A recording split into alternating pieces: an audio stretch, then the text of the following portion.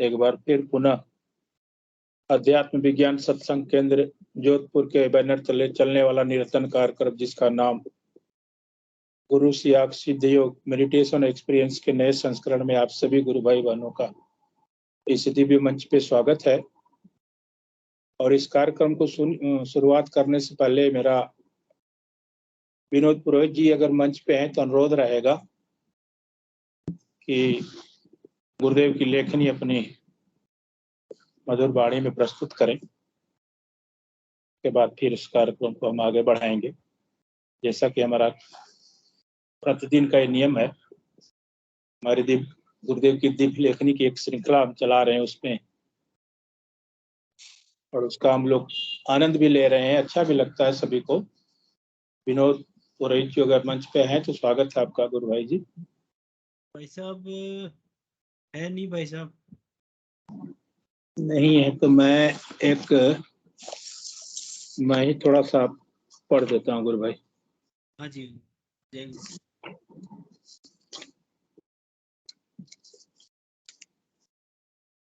गुरुदेव ने सत्संग के बारे में कहा है कि सत्संग का प्रभाव क्या होता है, और गुरुदेव ने ये लिखा है 25/4/1988 को। सत्संग का मतलब सच्चाई का संग करने से है। जिस प्रकार आग के पास जाने से गर्मी महसूस हुए बिना नहीं रह सकती, उसी प्रकार से सत्संग का असर होता है। सच्चा गुरु उस परम चेतन सत्ता से सीधा संपर्क रखता है। समत सदगुरुदेव श्री रामलाल जी सिया। इस युग में सत्संग को मानव समझ ही नहीं पा रहा है। कई लोग रात भर जागते रहकर भजन कीर्तन करने को सत्संग कहते हैं। कई कथा उपदेश आदि में सम्मिलित होने को सत्संग कहते हैं, परंतु सत्संग का सही अर्थ और प्रभाव प्रत्यक्ष रूप में लोगों को अभी मिल ही नहीं रहा है। सत्य और असत, प्रकाश और अंधेरा, दो विपरीत शक्तियां भाव हैं, दोनों कभी साथ रह ही नहीं सकते। उजाला होते ही अंधेरा भाग जाएगा, जहां सत्य प्रकट हो जाएगा वहां असत टिक नहीं सकता। इसका स्पष्ट मतलब है कि इस समय संसार के मानव जिसको सत्संग की संज्ञा दे रहे हैं वह सत्य से बहुत दूर है।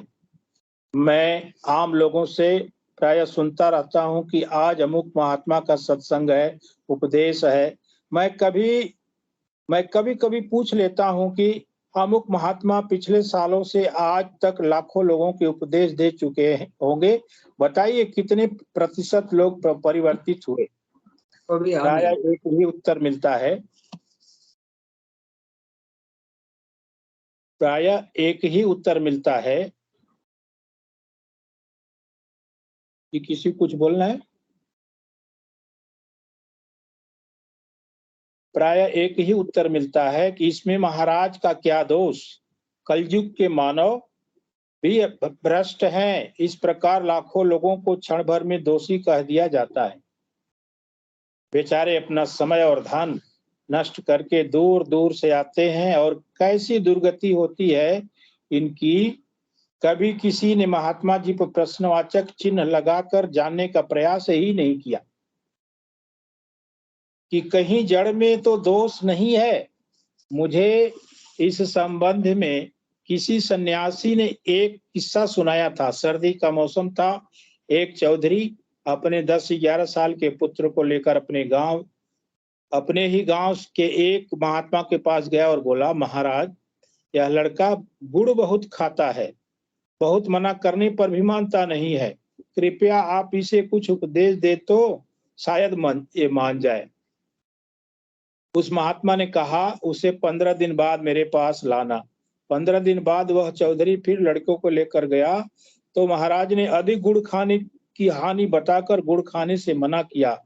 लड़के ने उस दिन से गुड़ खाना छोड़ दिया।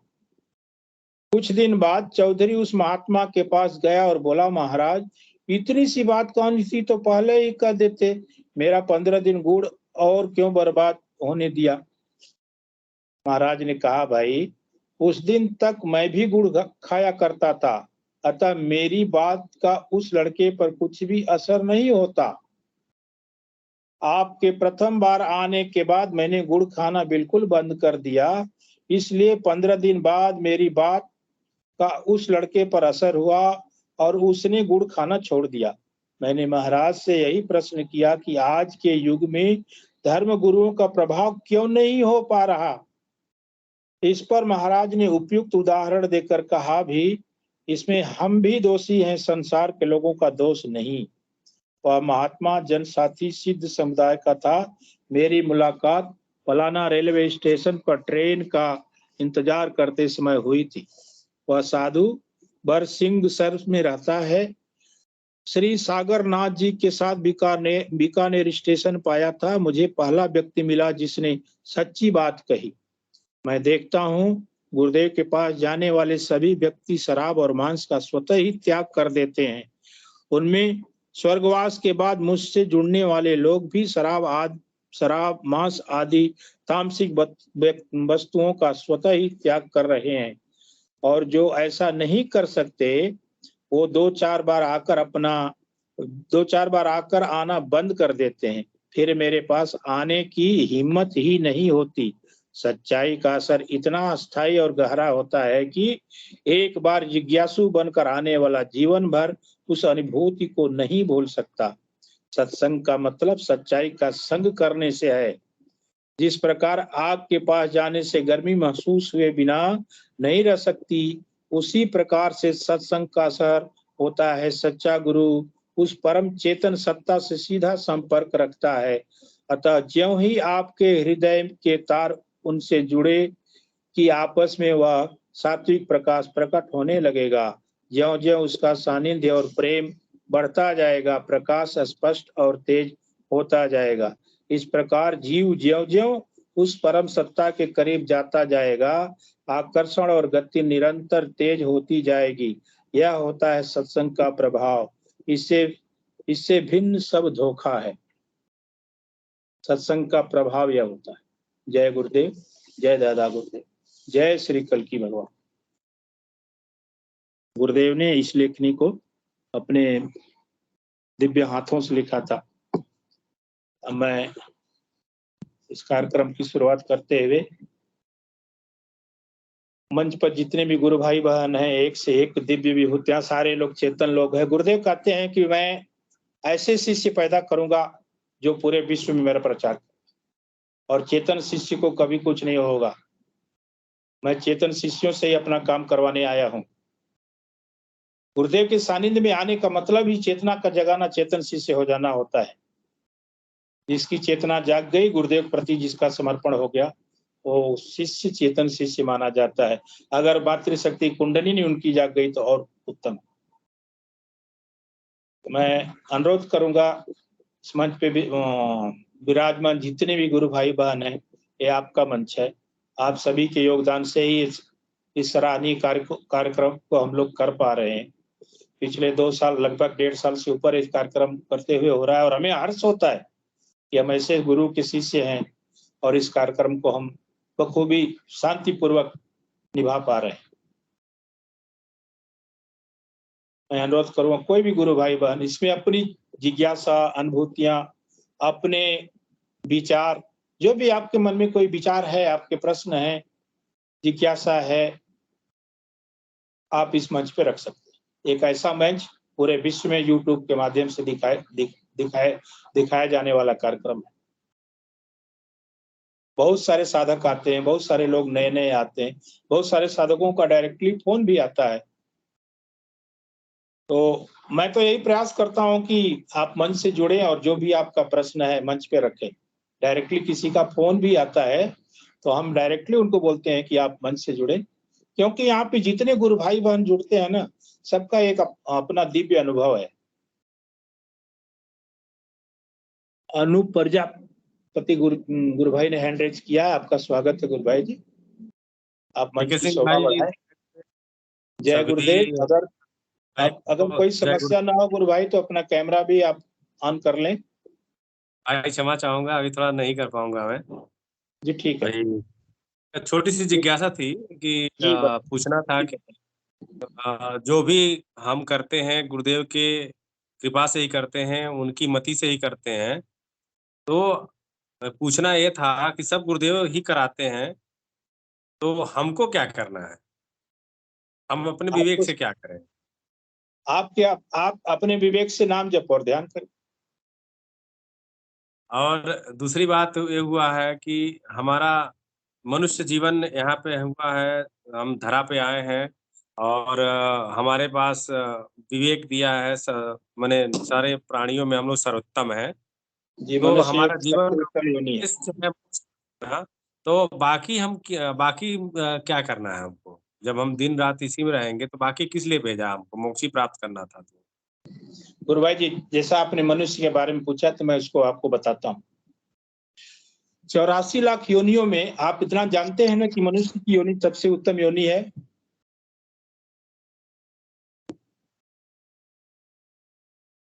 गुरु भाई जी, भाई, बोलिए आवाज़ आ रही है आपकी। थोड़ा सा मेरे प्रश्न आपके साथ में प्रश्न भी कर रहा हूँ, उसका जवाब देते जाइए आप। 84 बिल्कुल लाख कर रहे हैं। योनियों में मनुष्य योनि को ही सबसे उत्तम योनि माना गया है। ऐसा आप भी जानते हैं, मैं भी जानता हूँ। तो मनुष्य के कार्य क्या है? भगवान ने अगर आपको 2 कान दिए हैं, 2 आंख दी है, समझने के लिए एक बढ़िया सा दिमाग दिया है, बोलने के लिए एक दिव्य वाणी दी है जो कि हम आप समझ सकते हैं। सिर्फ जी, मनुष्य ही एक ऐसा प्राणी है जो बोल पाता है और अपनी बातों को दूसरों को समझा पाता है। वो गा भी लेता है, रो भी लेता है, चिल्ला भी लेता है। लेकिन आप दूसरी योनियों में जाएंगे तो आवाज तो निकलती है, लेकिन वो जी। आवाज एक ही आवाज होती है और मनुष्य योनि में आवाज भिन्न-भिन्न होती है। जैसा आपका प्रश्न है कि अगर भगवान ने मुझे भेजा है तो किस लिए भेजा है? अगर हम दिन-रात आराधना करेंगे तो दूसरा काम कब करेंगे? बिल्कुल, गुरुदेव ने क यही। गुरुदेव ने कभी नहीं कहा कि आप सब कुछ छोड़ कर के आराधना कीजिए। गुरुदेव ने ये कहा है और इस आराधना का तरीका इतना बढ़िया बताया है गुरुदेव ने, गुरु भाई, कि आपको मन ही मन जपना है, अंदर से जपना है।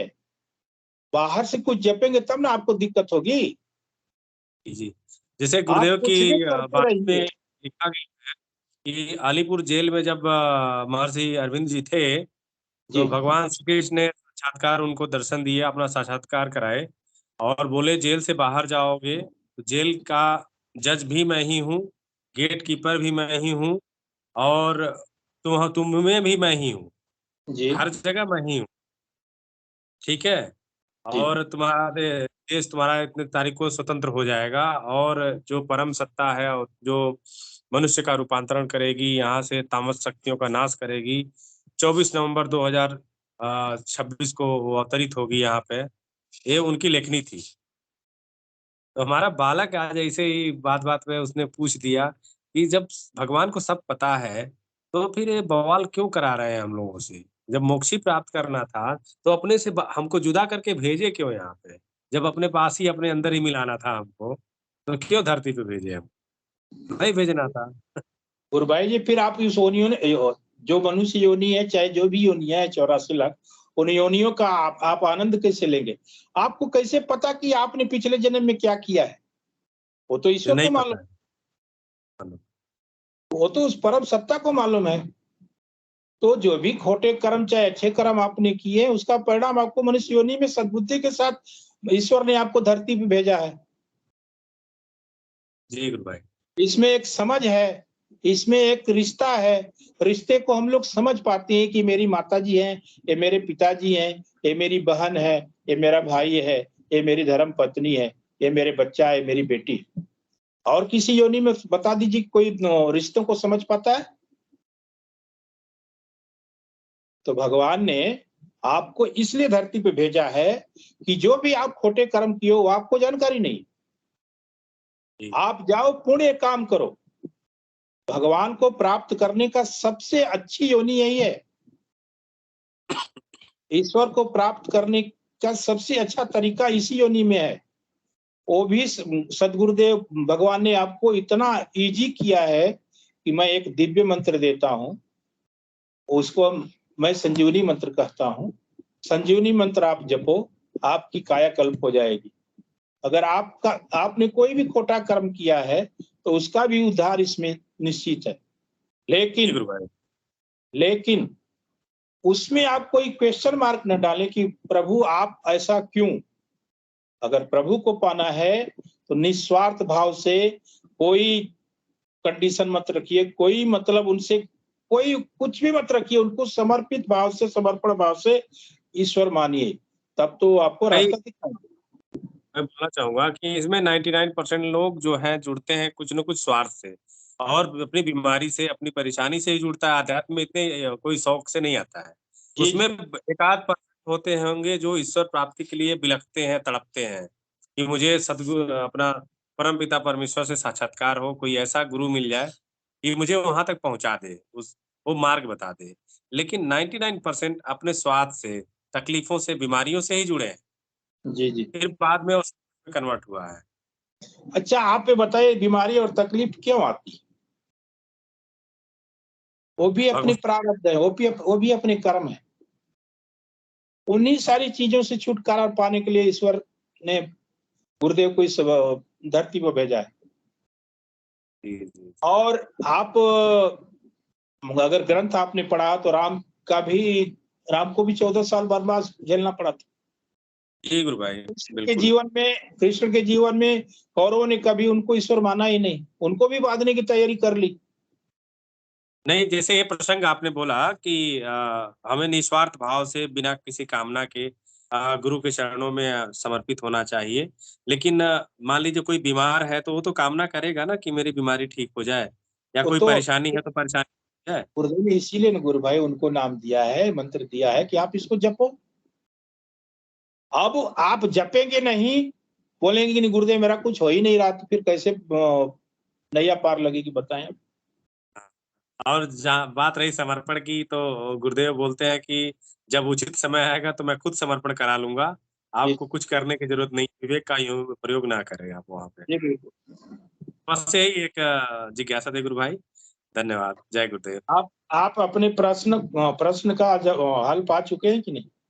जी, आ चुके गुरु भाई। आगे, जय क्योंकि गुरुदेव। मनुष्य योनि एक ऐसी योनि है, दिव्य योनि है गुरु भाई।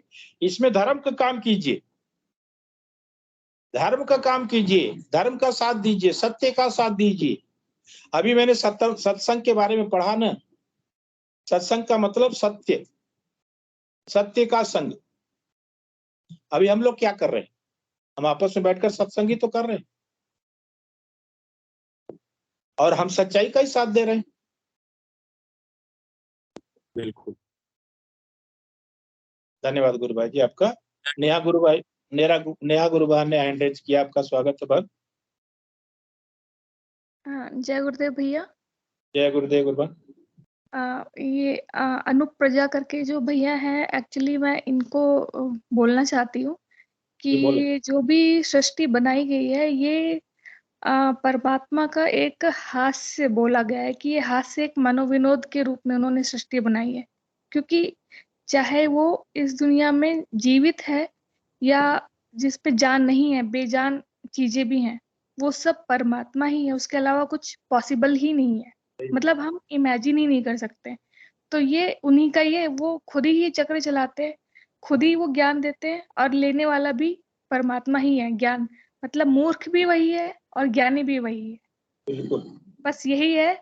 तो ये उनका आप हाथ से समझिए, क्योंकि मैं खुद, मेरे को एक बार मन में ये प्रश्न आया कि गुरुदेव, जब आपको सब पता ही है कि ऐसा होगा, ऐसा होगा, ऐसा ही होने वाला है आगे, तो आपको मतलब बनाया ही क्यों आपने? आपको सब पता ही, आपको मजा ही क्या मिलता होगा सृष्टि बना के। बट वो परमात्मा को हम कुछ क्वेश्चन नहीं कर सकते। ये हम बहुत बड़े लेवल पे जाएंगे शायद, हमें तब समझ में आ जाए, तब हम शायद शांत हो जाएंगे, हमें पता चल जाएगा कि क्या हो रहा है। ये हम अभी नहीं जान सकते हैं, एक्चुअली ये ऐसा ही है। इसका इस जवाब ना एग्जैक्टली कोई दुनिया में नहीं दे आने का कोई सकता। मतलब नहीं रह जाएगा ना बहन की आखिर सृष्टि की रचना क्यों हुई, हम हाँ क्यों धरती भैया, पे आए, हमारा क्या अस्तित्व है धरती पे आने का, जब भगवान को सब कुछ मालूम है कि इतने कि साल जिएगा। आत्मा जैसे परमात्मा से अलग होती है ना, तो वो प्योर ही होती है। जब उसने जी, कर्म ही नहीं किए तो उसे दुख क्यों मिलने लगता है? सबसे बड़ी बात ये है कि वो क्यों राइट, खरगोश राइट। बने, वो सीधे मानव ही बने। और खूब वो दिव्य मानव बनेगा, जैसे सनकादिक विश्वामित्र ऐसे ही बनेगा वो, क्योंकि आत्मा प्योर है। और जब किसी, तो वो सब ये उनका ही चक्र है, उन्होंने ही फंसाया है, वो ही हमें निकाल रहे हैं अब। बिल्कुल। उसके लिए भी तो तो गुरुदेव ने रास्ता बताया है ना, एक जी सरल बस रास्ता। वही है और कुछ नहीं है, हम इसमें कुछ नहीं कह सकते बहुत ज्यादा। उसमें भी गुरुदेव ने भगवान का ही नाम दिया है। जी सब कुछ भगवान ही है, वो अपने लिए कर रहा है और वो अनंत काल तक ऐसे चलता है और अनंत काल तक वो सृष्टि भी समेट लेता है। गुरुदेव मतलब ने तो कुछ यहाँ ये तक सृष्टि कह नहीं दिया चलती है गुरुबहन बहुत कि लंबे जब टाइम तक तक, ये दुनिया रहेगी, शांत हो जाता गुरुबहन जब गुरुदेव ने इतना तक कहा है कि जब तक ये दुनिया रहेगी, जब तक इस धरती पर मानव रहेगा, ये तस्वीर काम करती रहेगी, ये मंत्र काम करता रहेगा। जी जी बिल्कुल। वो तो रहेगा ही, बट ये ऐसे न जाने कितने कलयुग आ चुके हैं, न जाने कितनी बार गुरुदेव आ चुके होंगे, तो ये तो अनंत है, ये पता तो हरि तो अनंत हरि कथा अनंता। ता- हम तो इस लेवल पे पहुंचे ही नहीं है कि डिस्कस करें, बस हमारे कुछ अजीबोगरीब सवाल आते हैं और वो ऐसे ही रह जाते हैं। मतलब मैंने तो बहुत सारी चीजें पढ़ी भी हैं, बहुत मेरे को मतलब रिसर्च भी की है और मेरे को बहुत बहुत, बहुत ज्यादा खुशी है कि मुझे एक ही बार में ही सही रास्ता मिला, हाँ गुरुदेव की लाइन में मैं आई। बल्कि मुझे ना कोई बहुत बड़ी दिव्य अनुभूति है और इनफैक्ट मेरा ध्यान भी नहीं रखता, लेकिन मैं इतना सेटिस्फाई हूँ कि मेरा रास्ता सही है। क्योंकि मतलब ये है कि आपको, कुछ लोगों का इतना जटिल कर्म होता है कि उन्हें जल्दी अनुभूतियां नहीं होती हैं, अनूप तो भाई को ये मैं थोड़ा सा धन्यवाद पेशेंस बोलूंगा। रखना पड़ेगा। अनूप क्योंकि भाई ये जी को मैं धन्यवाद बोलूंगा कि आज का विषय जो आपने उठाया है, इस पे बहुत सारे नहीं, साधकों ने, एक्चुअली बहुत ये सारे सवाल पैगंबर। बिल्कुल मेरे मन में था, इसलिए मैं वैसे आती नहीं हूँ, बट मैंने इनका सवाल सुना तो ये मेरे को अपना सवाल लगा, इसलिए मैंने बोला। मेरा इससे बात हो रही थी कि हम लोग मोक्ष में जाएंगे, ईश्वर के अंश हैं, ईश्वर में ही मिल जाएंगे हम लोग। तो वही भैया बोला जो कि मोक्ष मिलता है ना, उसके बाद भी बोलते हैं यात्रा होती है, बट वो ये है कि मनुष्य में नहीं होती है, फिर वो ऊपर के लोगों की रहती है कुछ। मतलब वो तो तब भी परमात्मा में नहीं मिलता है तुरंत, वो भी अनंत काल तक एक विशेष अवस्था में रहता है। तो ये सब बहुत तत्व ज्ञान से भी ज्यादा शायद ऊपर की बात हो जाएगी, खैर ये छोड़िए। तो तो फिर बस ये है, हम जब आगे बढ़ेंगे हमें अपने आप ही गुरुदेव बता देंगे कि क्या है क्या नहीं है। क्या नहीं, तो बालक को गुरुदेव यहाँ तक कहते हैं कि अगर मैं यहाँ पे दिख गया, जी गुरुदेव बोलते हैं कि अगर मैं यहाँ पे दिख गया तो आपकी मुक्ति। बालक को हाँ, संतुष्ट नहीं मनुष्य कर पाए। मनुष्य जन्म से तो होने लग जाएगी कम से कम। फिर इस जीवन में आपको नहीं आना है, और हाँ फिर हाँ इस जीवन में नहीं आना तो फिर मोक्ष का मतलब ही खत्म हो गया, फिर कोई योनि में नहीं आना। जब सबसे हाँ उत्तम योनि के बाद फिर आपकी योनि में जाएंगे। हाँ जी हाँ जी। गुरुबेन काफी अच्छा लग रहा है, थोड़ा और प्रकाश डालिए प्लीज ना। काफी अच्छा एक्सप्लेन किया आपने, हो सके तो थोड़ा और प्रकाश डालिए इस नहीं, पे। मैं इतनी बड़ी ज्ञानी नहीं हूँ भैया, बट मैं आपको बता रही हूँ जो मैंने पढ़ा है। मैंने मतलब यूट्यूब पे एक बहुत ही बड़े महायोगी हैं, तो उनकी बात को बहुत अच्छे से, मैंने उनकी बुक भी है, फ्री में ही है वो बुक, तो वो भी मैंने पढ़ा है। तो मुझे मतलब जैसे कि आप लोग शेयर करते हैं कई सारे जैसे दिव्य अनुभव होते हैं, उन्हें पता नहीं चल पाता है कि इसका मीनिंग क्या है। तो जैसे एक गुरु बहन आई थी ग्रुप में, मतलब इसी सेशन में ही, तो उन्होंने जैसे देखा था कि उन्हें कुत्ता दिखा, एक सांप दिखा, एक लड़का बच्चा दिखा था, तो उस बच्चे ने मना कर दिया था कि मेरे को तो इन्होंने एक्सेप्ट नहीं किया, कि अब तेरी बारी तू पूछ ले। तो ऐसा मतलब अधिकतर ऐसे विशुद्धि चक्र होता है, या इससे ऊपर के चक्रों के लोगों को ही पता चलता है कि जब जीवात्मा जन्म लेने वाली होती है तो वो जो माँ होती है उनसे वो पूछती है, उसको परमिशन लेनी होती है एक तरह से। तो ये ऐसी ऐसी चीजें, बहुत दिव्य चीजें होती हैं। तो मतलब ये सब चीजें उस बुक में एक्सप्लेन की, तो मुझे उसका थोड़ा सा आइडिया है। अदरवाइज मतलब मैं मेरे को इतना आइडिया नहीं है, मैं क्या बोलूं। आप लोग कंटिन्यू कीजिए। बहुत अच्छा लगा बहन। नहीं, अगर आपको और जानकारी है तो इसको शेयर कीजिए। और सुबह वाले सेशन में आज क्या था, एक गुरु बहन आई थी, उनका हम्म। कहना था कि गुरुदेव ने तो भूत भविष्य सब कुछ दिखाया मुझे, और पहली जी बार वो सेशन से जुड़ी बिल्कुल थी। बिल्कुल, ये पॉसिबल है ये, बट ये कि हम लोग की साधना ना गुरुदेव के बिल्कुल कंट्रोल में। क्योंकि आप ये देखिए कि जब बच्चे हैं तो उनको गुरुदेव चॉकलेट दे रहे हैं, कभी साइकिल पे साथ चल रहे हैं, आप इमेजिन कीजिए कि साधना में पॉसिबल है क्या? सच ये में छोटे साधना में छोटे बच्चों ऐसी का चीजें आप अनुभव दिखती ही नहीं। सुनेंगे ना, जब बच्चों का हम जी अनुभव सुनते हैं बहन, छोटे जी छोटे बच्चे देखिए, हैं, 4 साल के 6 साल के बच्चे हैं, इतना बढ़िया दिव्य अनुभव बताते हैं, बहुत बहुत ही लोग उठ के एकदम खड़े हो जाते बिल्कुल, एकदम हैरान करने वाला, एकदम स्टन्ड रह जाती हूँ मैं खुद सुनती हूँ बच्चों का। तोतले भाषा में बोलते, बड़े प्यारे से लगते हैं, और मतलब इतनी दिव्यता अभी है तो आगे वो पता नहीं कितना बड़ा रिसर्च करेंगे गुरुदेव के बारे में, मतलब बहुत और अच्छा लगता है। मैं गुरु बहन से सुबह निवेदन किया था कि शाम वाले सेशन में जरूर जुड़िएगा, क्योंकि ये सेशन आपके नाम ही समर्पित होगा। शायद जुड़ी है कि नहीं जुड़ी पता नहीं, जी तो मैं नाम भी सुबह कुछ बताई थी, भूल गया। चलिए, ये तो गुरुदेव की माया है, गुरुदेव की लीला है, जैसा वो चाहेंगे वैसा होगा। हम कौन, हमारे बस का कुछ भी नहीं है, हम तो जी, बट प्रयास मैं भी कर ये सकते हैं। इस सेशन में ये सबसे अनुरोध भी करना चाहती हूँ कि नए नए लोग भी आते रहें, जिससे कि एक नयापन भी मिलेगा, नई चीज भी होगी, और फिर लोगों को ये भी मैसेज नहीं जाएगा कि वही गिने चुने लोग ही आते हैं हर बार इसमें। तो जी इससे मतलब एक रिलायबिलिटी भी बढ़नी चाहिए। मैं तो खुद सोचती हूँ कि कुछ ऐसे जो इन्फ्लुएंसर्स हैं यूट्यूब पे, तो उनसे भी कांटेक्ट किया जाए, उनसे भी बात की जाए, कुछ ऐसे हो, मतलब बड़े बड़े लोग, क्योंकि मेरा तो इतना अच्छा कांटेक्ट नहीं है, बट फिर भी कोशिश की जानी चाहिए इस बारे में, क्योंकि टाइम बोलते हैं कि सुनने में आ रहा है कि थोड़ा सा क्रिटिकल है पूरे विश्व के लिए। तो जी, ज्यादा बड़े हाथ पैर मारने चाहिए, शायद ज्यादा कोशिश करनी चाहिए। अच्छी बात है। प्रयास करेंगे आपके सुझाव को, पर हम बिल्कुल, आपने कब क्योंकि दीक्षा ली गुरु बहन गुरुदेव से, कब से दीक्षित हो? भैया मैं 2020 में जुड़ी थी। मैं जानती हूँ दीपाराम भैया को भी, हाँ। अच्छा, हम्म, मैं देखती हूँ सेशन, आप लोगों का बहुत अच्छा हाँ लगता है आप मुझे। आती हैं, डेली आती हैं, आती हैं, जी आप आती हैं, मैं खुद देखता हूँ। लेकिन पहली बार आप मंच पे बोल रही बात? नहीं भैया, मैं मतलब मैं कम बोलती, कम हूँ, बट वो जो गुरुदेव की वाणी है, वैसे मैं पहले एग्जिट कर जाती हूँ ध्यान के बाद में, अच्छा बट अच्छा, वो गुरुदेव की वाणी जब से बोलने लग गए तब से वो इतना अच्छा लगता है कि उसको भी सुनने का मन करता है। एक्चुअली मुझे घर पे फोन करना होता है अपने, तो इसलिए गुरुदेव की मैं मतलब पूरा टाइम दे नहीं पाती हूँ, ये चीज है। गुरुदेव की लेखनी। हाँ जी, हाँ जी, वो बहुत अच्छी लगती है। जी जी, बहुत बढ़िया। और कुछ आपको बोलना है तो बोले, बात कंटिन्यू करें। नहीं, दीपाराम भैया कनेक्ट हुए थे, आप उनको उनको जी कर जी लो। जी, ठीक है। दीपाराम जी गुरु भाई, आपका स्वागत है मंच पे। से है। हाँ, क्या भैया, आप क्या पूछ रहे हो? नेहा गुरु बहन कहाँ से है? मैं बैंगलोर से ही हूँ। वैसे बिलोंग मैं नोएडा से करती हूँ, बट अभी बैंगलोर में रहती हूँ। बैंगलोर। अच्छा अच्छा, वही बोलते थे जानते बोल के।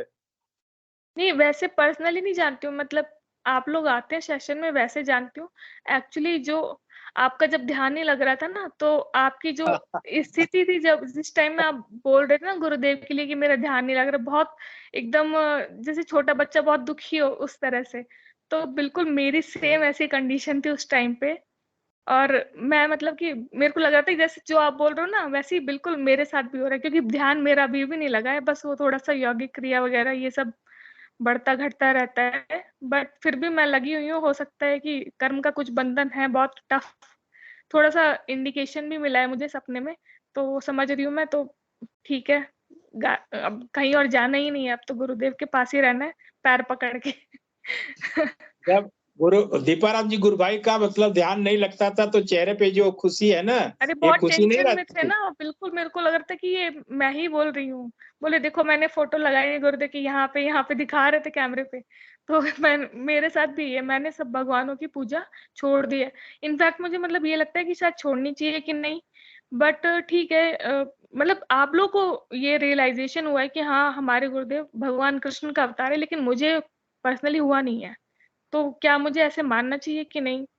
बट जो मेरी बात रिसर्च मैंने की है, क्या तो होता है ना, इसलिए मैं अपने आप मानने छूट लगी हूँ कि जाता हाँ है, गुरुदेव ही कर सकते हैं ऐसा, क्योंकि देखिए पूजा अपने सामूहिक आप छूट शक्तिपात जाती है। पॉसिबल ही नहीं है किसी भी महायोगी के भी, क्योंकि भैया एक्चुअली ये है ना कि जब कुंडली जागृत होती है ना, तो उसमें उस टाइम जो कर्म उस टाइम भी निकलते हैं। तो जब भी हमारी शक्तिपात होता है ना हमारे ऊपर गुरुदेव का, तो कर्म उस टाइम निकलते हैं, वो उस गुरु को धारण करना होता है, उसको छोड़ नहीं सकते हैं।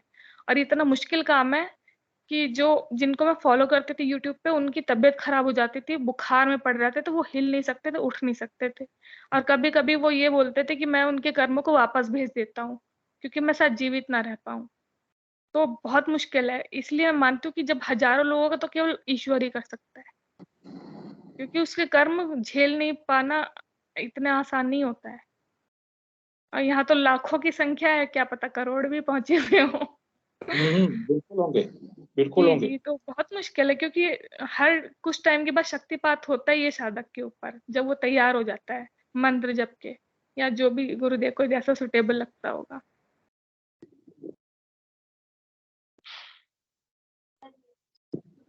कृपया मंच की शोभा बढ़ाएं आप। जय गुरुदेव। गुरु भाई आवाज आ रही है मेरी? जी जी आ रही है। अपना कैमरा भी ऑन कर लें गुरु भाई, बड़े दिनों के बाद आपका दर्शन करने को मिलेगा। अच्छा, मैं करता हूँ, 1 सेकंड। कृपया कैमरा भी ऑन कर लें आप। जय गुरुदेव। जी गुरु भाई, जी बताइए। मैं यही बोलना चाह रहा था। गुरुदेव अपने प्रवचन में बोलते हैं कि भाई ये जो शक्तिपात दीक्षा गुरुदेव दे रहे हैं, ये आखिरी दीक्षा है।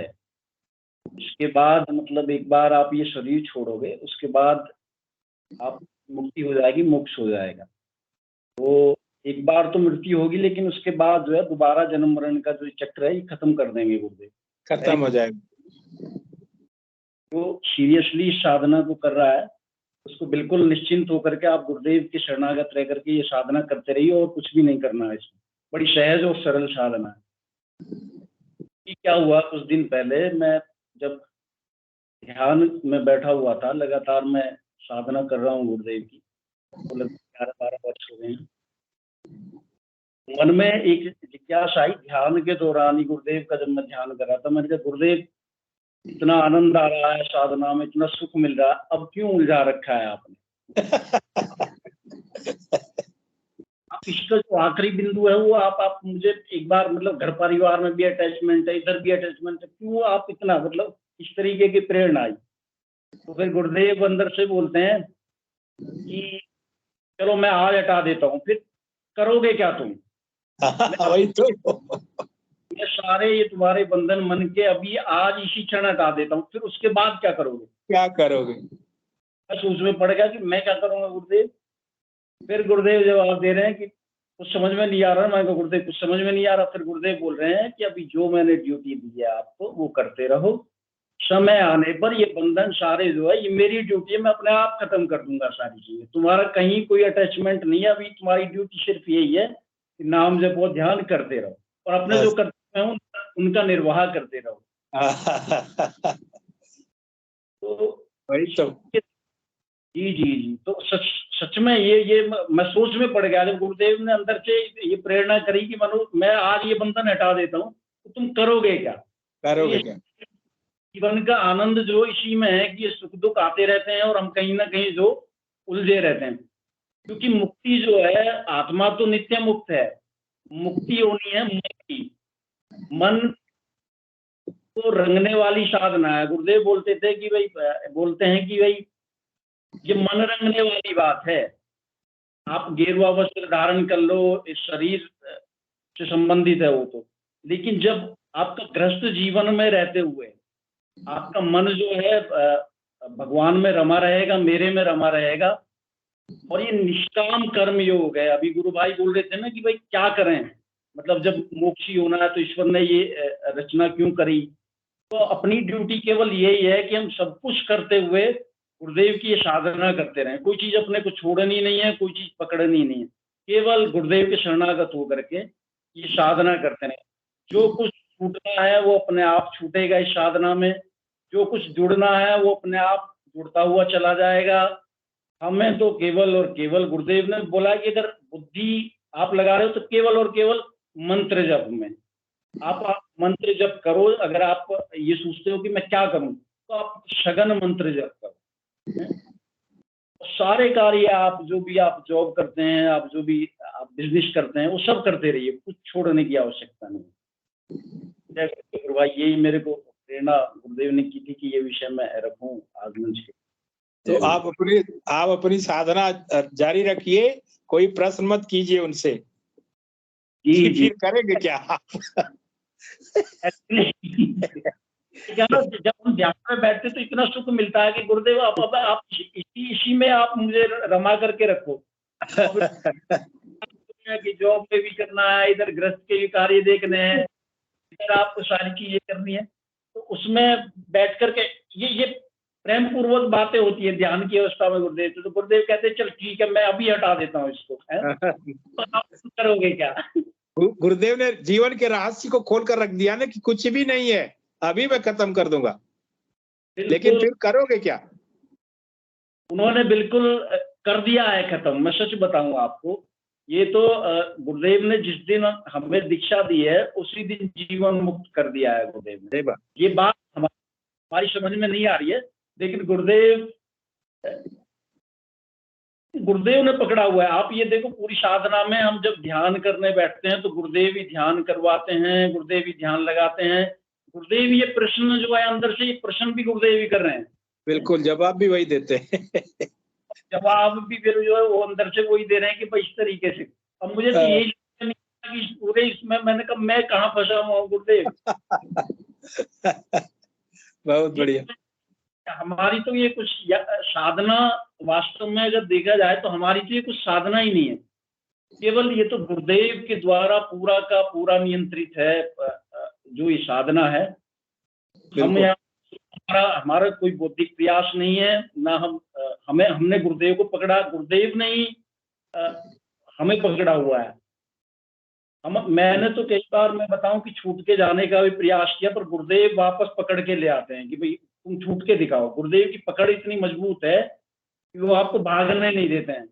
जैसे पतंग होती है ना, वो ढील देते रहते हैं, ढील देते रहते हैं, फिर गुरुदेव को मालूम है कि कितना ऊंचा इसको उड़ाना, फिर धीरे धीरे वो जो है खींच लेते हैं वापस कि अब आ जा बेटा मेरे पास। सही बात। इस तरीके का मामला है ये गुरुदेव का। पतंग इतनी ऊंची उड़ने के बाद भी फिर आती है जमीन पर। गुरुदेव वही के हाल हाथ, हमारा है कि हम कितना भी ऊंचा उड़ ले लेकिन रहेंगे गुरुदेव के ही सानिध्य में। बिल्कुल गुरु भाई जी, बिल्कुल। ये पतंग की डोर तो गुरुदेव के हाथ में है। गुरुदेव जितना ऊंचा इसको उड़ाएंगे उतना ऊंचा उड़ेगी, जितना ढील देंगे उतना ढील देगी ये, और जिस दिन समेटेंगे उस दिन 1 सेकंड में समेट देंगे गुरुदेव। समेट दे। तो बहुत बढ़िया। मतलब ऐसा आनंद नहीं देगा गुरु भाई, मतलब इतना आनंद, इतना आनंद, इतना सुख मिलता है इस नाम जप में और ध्यान करने में गुरुदेव का। सारी दुनिया एक तरफ, सारे नाते रिश्ते सब एक तरफ, और गुरुदेव की ये साधना और गुरुदेव का और हमारा जो ये संबंध है, मेरा जो गुरुदेव के साथ में संबंध है, ये एक तरफ है। एक तरफ। और ये निरंतर चल रही है प्रक्रिया। आप देखो, उठते बैठते सोते जागते आप अपने कार्य में व्यस्त हो, लेकिन आपकी जो चेतना है कहीं ना कहीं ये गुरुदेव के साथ में कनेक्ट रहती है। रहती है कभी भी कहीं मुसीबत में आप गिर जाओ, कहीं कोई कष्ट, हालांकि वैसे तो गुरुदेव की कृपा से आता नहीं है, बट कहीं कोई आपको लगे कि कोई नेगेटिविटी या कोई कष्ट आने वाला, तो केवल और केवल ऐसा नहीं लगता कि मैं किसी यार दोस्त को बुला लूं, घर परिवार वाले को, गुरुदेव ही याद आते हैं। गुरु भाई की मतलब गुरुदेव आप ही देखो इसको, मेरी तो समझ में नहीं आ रहा। और आप देखो कि गुरुदेव एकदम से जो है उसको तत्क्षण एकदम से उसको डाइवर्ट कर देते हैं, जैसे कुछ हुआ ही ना हो। मेरे लिए वो जो पहाड़ बन करके आती है मुसीबत, और गुरुदेव उसको चुटकियों में ऐसे निकाल देते हैं कि समझ में नहीं आता कि गुरुदेव ने ये किस तरीके से कर दिया। गुरुदेव हमारे इतने बढ़िया मित्र हैं कि गुरुदेव से बढ़िया कोई मित्र नहीं है। बिल्कुल क्लोज फ्रेंड हैं गुरुदेव हमारे। आप मन की कोई भी बात करो इनसे, बुरी से बुरी बात आपसे करो, अच्छी से अच्छी बात करो, सारी बातों का जवाब अंदर से देते हैं। लेकिन आप केवल और केवल गुरुदेव के बात, जैसे हमारा कोई क्लोज फ्रेंड होता है ना, जैसे उसके सामने हम बात रखते हैं सारी, वैसे ही गुरुदेव के सामने हम खोल के सारी बातों को रख दें कि भाई गुरुदेव नेगेटिव पॉजिटिव जो कुछ भी अंदर चल रहा है, गुरुदेव देखो आप संभालो। तो गुरुदेव वास्तव में उसको जो है अंदर से देते हैं कि बेटा चिंता मत कर, मैं बैठा हुआ हूँ, घबराने की आवश्यकता है। तो साक्षात भगवान कृष्ण है गुरुदेव। मेरा तो यही अनुभव है गुरुदेव में, गुरुदेव और कृष्ण एक ही बात है, कृष्ण ही गुरुदेव हैं, गुरुदेव ही कृष्ण है, तो ये एक ही बात है। और राधा और कृष्ण का मंत्र है।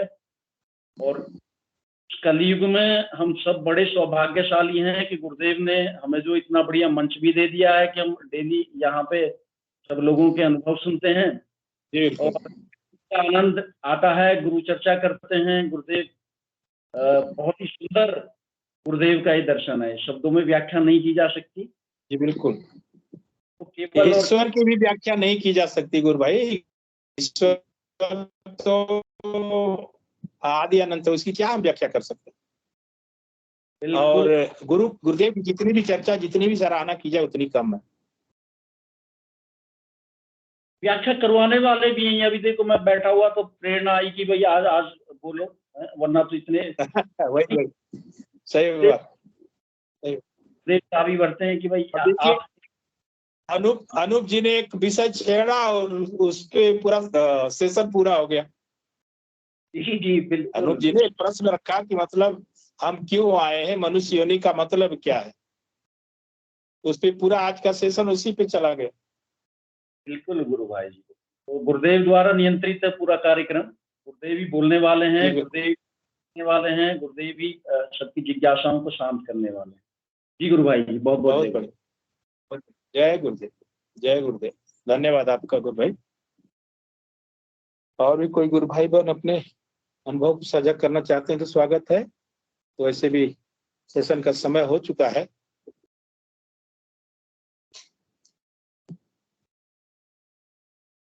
हिंगू जी से मेरा अनुरोध रहेगा कि गुरुदेव के श्री चरणों में इस कार्यक्रम को समर्पित करें। जय गुरुदेव जी। तो गुरुदेव की दिव्य चेतना सभी में सिद्ध हो, जगत व्यापी हो और जगत के कल्याण के लिए हो। जय गुरुदेव सभी को, बहुत बहुत जय गुरुदेव। और बोलो जय गुरुदेव, जय गुरुदेव, जय गुरुदेव, जय गुरुदेव, श्री संजय हो, सभी को जय हो। बोले कल की अवतार की जय हो। जय हो।